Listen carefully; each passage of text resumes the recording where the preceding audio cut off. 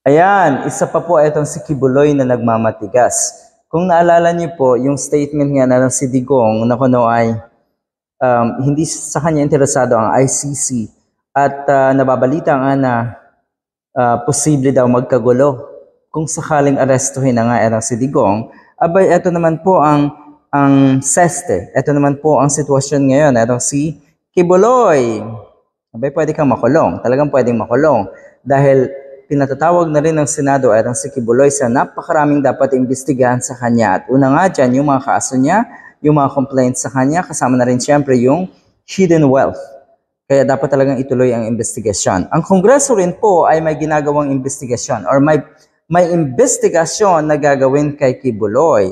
At kung hindi nga daw sumipot etong appointed son of God na ito, ay siguradong maaaresto rin. Kaya niya kayang mag-resist, kaya niya kayang tipunin ang kanyang mga taga-suporta para sa people power, katulad ng sinasabi ni Digong, ay mukhang malabo rin. Dahil ako rin po ay naniniwala na unti-unting natatauhan na ang mga miyembro na itong peking simbahan na ito na si Kibuloy.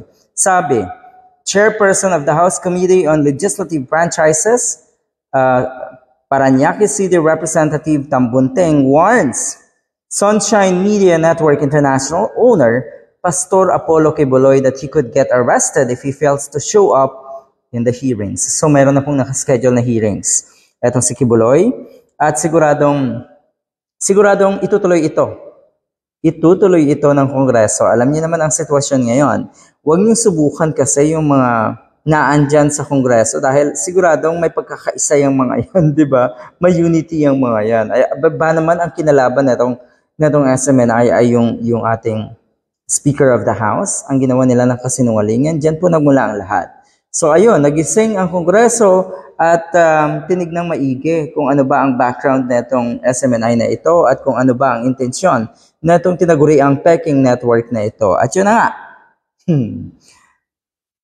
abay, posibleng mawala rin ang franchise nga netong SMNI. House to arrest Pastor Kibuloy if he fails to show up in SMNI hearing. So malapit na po ang hearing at siguradong aligaga ngayon si Kibuloy. Alam niyo naman ang mga katulad ni Kibuloy. Sabi nga ng isang kongresista, parang iniisip na si Kibuloy at ng SMNI people nga na sila ay above the law. Nako, wala pong puwang sa lipunan ng mga katulad niyo na iniisip na kayo ay hari-harian, naghahari-harian at akala niyo ay kaya niyong lusutan ang ating batas. Siguro, marami ng pagkakataon na nalusutan niyo ang ating batas, ang batas ng tao. Pero abay sa batas ng Diyos, sigurado tayo wala kayong lusot. Good luck, SMNI.